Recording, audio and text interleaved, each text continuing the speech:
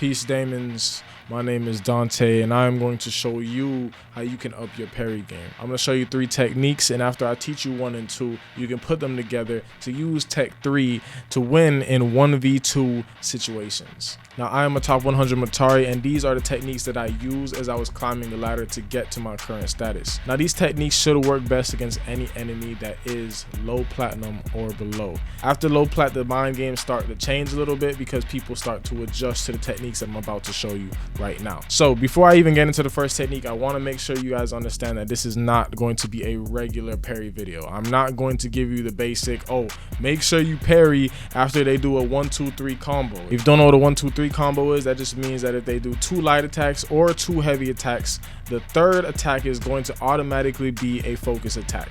And this is so predictable that most players will just parry after the 1-2 and wait for the 3. Unless they're a complete noob, they're most likely not even going to do a 1-2-3. I'm going to go deeper into more advanced parry techniques. So one of the very first parry techniques that I learned is a technique that baits your opponent into focus attacking so you can get a free parry off. This is a technique that works a lot against beginner players, and it essentially got me through gold. And this technique is called the grapple parry. So in order to get a good parry off, all you have to do is understand the fundamentals when it comes to parrying. All you want to do is just make your opponent come to you. The reason the grapple parry works, it's an illusion, because they think you're vulnerable because you're in midair. So it seems as if you're going to them, but really you're making them come to you because you're baiting the focus attack out of them. And as soon as they go blue, they fell for your trap card, free parry. So I would abuse this technique all throughout gold, and I would grapple on the people and I would simply just watch. I would wait to see, do they start to turn blue? And the moment they turn blue, they fell for my trap card, and then I would just parry them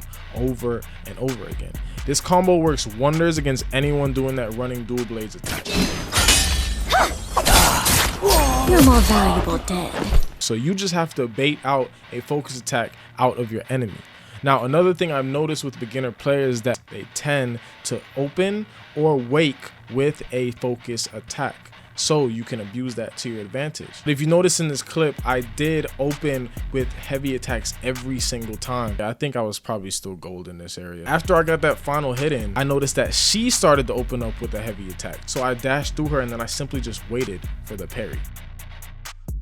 So after getting a combo off, instead of just sending an onslaught of attacks and just running at them, simply wait and see how did they wake. Make sure you're learning your enemy in this game, because there's a lot of mind games that goes into fighting games. So you have to see, okay, what is this person's opener? How do they like to wake? And this is all just giving you intel into how the enemy is playing and how you can use this intel to exploit any of their vulnerabilities. Now here's another example, but this is an example of me getting parried, because like I said, as you go up in the ranks, people start to expect people to open with focus attacks. What's crazy is that right after getting parried, I dash out and then I open with another focus attack. If she was really reading me, this is why it's so important to read your opponent. If she was really reading me, she could have parried me again and probably killed me. The whole premise of parrying is that you want your opponent to come to you. You want to bait out a focus attack out of them. So if you know when they're going to focus attack, you could then parry. So the reason why I got a parry off right here, I actually knew in fact that she was going to use a focus attack. I was frozen. So I mean, of course, it seems like a free kill, but she took too long. Anytime the enemy gets overconfident, they're most likely gonna go for a focus attack. Once again, this is all just chess. You just want to know when they're gonna do a focus attack. You know that if you are trapped or stunned, they're most likely gonna try to go for a focus attack. Now this goes into tech 1 and tech 2. Basically the whole fundamentals of both of these is that you're allowing the enemy to come to you. With the grapple parry, you are indirectly making them come to you because you're baiting out the focus attack.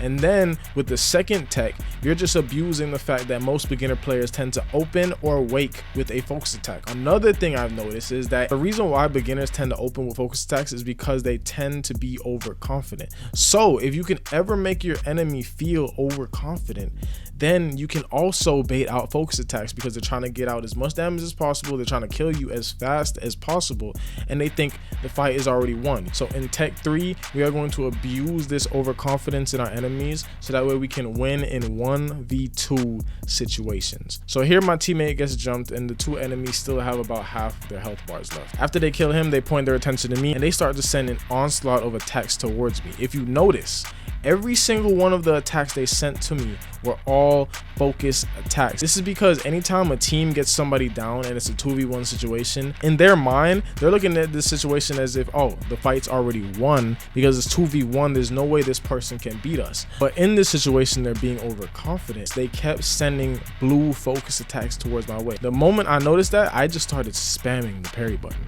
I get the parry off and then I end up killing both of them at the same time. And I abuse this every single time I'm in a 1v2 situation. So in this clip, I'm playing Tessa. I believe she just came out, but just remember, Matari is still my bitch. My teammate goes down, and you can see how overconfident the enemy has already gotten, because as soon as they kill him, one of them runs straight towards me as if I don't know how to attack anymore, and she has to back off. But then I notice that the 𝙰𝙧 starts to charge up a blue focus attack while I'm in the middle of my light attack. She charged up the focus attack long enough to allow me to finish my attack and then get the parry off on both of them. Nice guy. So this is an interesting fight. Here we just kept subbing in and out for the fight. Sometimes I'll be fighting them while he was healing, and other times I would be healing while he was fighting. But obviously he didn't make it out this time, so now it was in a 1v2 situation again. So obviously I see the 𝙋𝙧 right in front of me, but what I really want to know is where is his teammate? Because usually in these team fight situations, anyone that is out of the fight or on the outskirts of the fight is usually charging up a focus attack to get the most damage off to help their teammates. So when I look to my left and I see that she's charging up a great sword, probably stage 2, because she was probably trying to get as much damage done as possible, I jump immediately and I get the parry.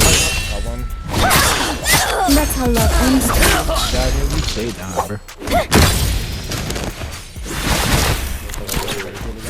The shadow. So here I was actually trying to heal, but I guess it didn't register, so it just looked like I was just crouching over and over again. But from his perspective, it probably looked like I was healing. So it actually took longer for me to heal, and it worked in my benefit because I was actually able to bait him to once again come to me. So as soon as I get the heal off, I continue backing up, and I'm just waiting to see what is he gonna do. As soon as I see him turn blue, pop parry.